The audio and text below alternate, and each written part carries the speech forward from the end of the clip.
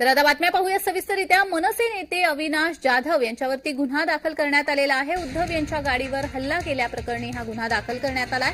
मनसेच्या अन्य कार्यकर्त्यांवर देखील गुन्हा दाखल करण्यात आलेला आहे। काल शिवबाठा आणि मनसेमध्ये राडा झाला होता। मी सकाळपासून वाट बघत होतो, तुम्ही आलात काळोखात। 7:30 वाजले तरी घरातनं बाहेर पडत नव्हतात तुम्ही। तो मला वाटतं उजेडात या तुम्ही। आता परत जर माझ्या साहेबाला रिएक्ट केलात आणि तुम्ही उजेडात आलात तर उजेडात उत्तर देऊ। पुढे जाऊन सांगतो, संजय राऊतांनी वेळ टाइम सांगा, आम्ही येणार।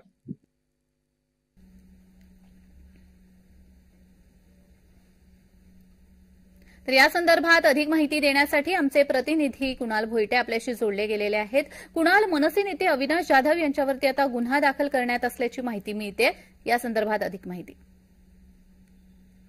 जान्हवी, जे काही कालचा संपूर्ण प्रकार घडला, या प्रकारानंतर 50 कार्यकर्त्यांना जे आहे ते पोलिसांनी ताब्यात घेतलं होतं आणि त्यातील 44 जणांवरती जे आहे ती एफआयआर दाखल झालेली पाहायला मिळते। त्यानंतर रात्री उशिरा अविनाश जाधव यांनी एक प्रतिक्रिया दिली होती की होय, हे महाराष्ट्र सैनिकांनीच केलेलं आहे आणि यानंतर मी आता सध्या नौपाडा पोलीस स्थानकाच्या बाहेर आहे आणि आता अविनाश जाधव यांना मुख्य आरोपी जे आहे ते नौपाडा पोलीस स्थानकामध्ये करण्यात आलेलं आहे। त्याचप्रमाणे जे काही गुन्हे अविनाश जाधव यांच्यावरती लावण्यात आलेले आहेत किंवा त्यांच्या अन्य 44 कार्यकर्त्यांवरती लावण्यात आलेले आहेत, हे सर्वच जामीन पात्र असणार आहेत। त्यामुळे या कार्यकर्त्यांवर जरी अटकेची कारवाई जरी केली तरी सुद्धा त्यांना जामीन लवकर मिळणार आहे आणि ते जामिनावरती सुटणार आहेत। त्यामुळे आता पोलीस नेमकी काय कारवाई करतात हे पाहणं महत्त्वाचं असणार आहे, कारण थोड्या वेळापूर्वीच पोलीस उपायुक्त आणि वरिष्ठ पोलीस निरीक्षक यांच्यामध्ये बैठक देखील पार पडलेली आहे। या संदर्भामध्ये कायदा सुव्यवस्था कशा प्रकारे राखला जाऊ शकतो, ठाण्यामध्ये हा संघर्ष वाढू नये यासाठी काय काय केलं जाऊ शकतं, कार्यकर्त्यांना कशा प्रकारे समन्स पाठवले जाऊ शकतात